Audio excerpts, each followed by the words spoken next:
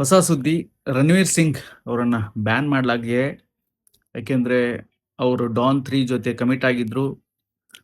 Farhan Akhtar director ಮತ್ತೆ producer. ಅವ್ರು 10 ಕೋಟಿ ಅಡ್ವಾನ್ಸ್ ಕೂಡ ಇಸ್ಕೊಂಡಿರ್ತಾರೆ.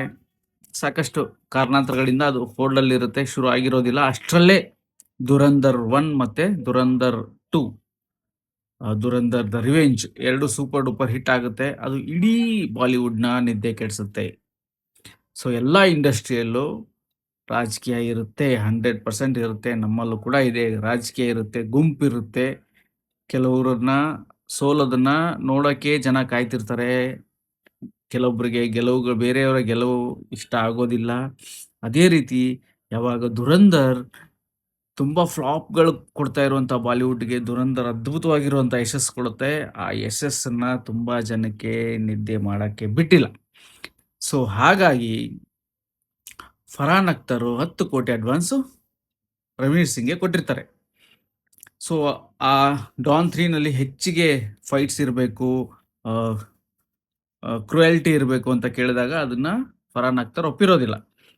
ಅಷ್ಟರಲ್ಲೇ ಏನಾಗುತ್ತೆ, ದುರಂಧರ್ ಸೂಪರ್ ಡೂಪರ್ ಹಿಟ್ ಆಗ್ಬಿಡುತ್ತೆ. ಈ ಗ್ಯಾಪಲ್ಲಿ ರಣವೀರ್ ಸಿಂಗು ಕಾರಣಾಂತರಗಳಿಂದ ಅದರಿಂದ ಕ್ವಿಟ್ ಆಗ್ತಾರೆ. ಇದಕ್ಕೆ ಬೇಸತ್ತು ಫರಾನ್ ಅಖ್ತರು ಫಿಲ್ಮ್ ಬೋರ್ಡ್ಗೆ ಹೋಗ್ತಾರೆ. ಅಲ್ಲಿ ಇವರನ್ನ ಬ್ಯಾನ್ ಮಾಡುತ್ತಾರೆ, ಅದು ಅನೌನ್ಸ್ ಮಾಡ್ತಾರೆ.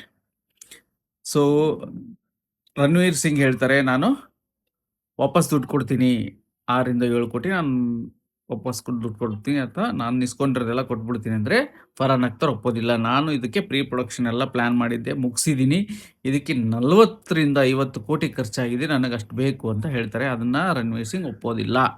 ಹಂಗಾಗಿ ಈಗ ಚಿತ್ರರಂಗ ಅವ್ರನ್ನ ಬ್ಯಾನ್ ಮಾಡಿದೆ. ಆದರೆ ಎಷ್ಟು ದಿನ ಗೊತ್ತಿಲ್ಲ. ಈ ಥರದ್ದು ತುಂಬ ಬ್ಯಾನಿಂಗ್ ವಿಷಯಗಳು ನಮ್ಮಲ್ಲೂ ನಡೆದಿದೆ, ತುಂಬ ಎಲ್ಲ ಇಂಡಸ್ಟ್ರಿಯಲ್ಲೂ ನಡೆಯುತ್ತೆ. ಆದರೆ ಇದು ಎಷ್ಟು ದಿನ ಅಂತ ಗೊತ್ತಿಲ್ಲ.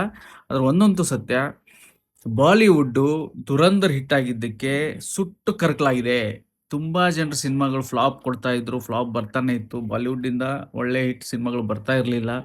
ಯಾವಾಗ ದುರಂಧರ್ ಹಿಟ್ ಆಯಿತು ಆವಾಗ ತುಂಬ ಜನರ ನಿದ್ದೆ ಕೆಡಿಸ್ತು.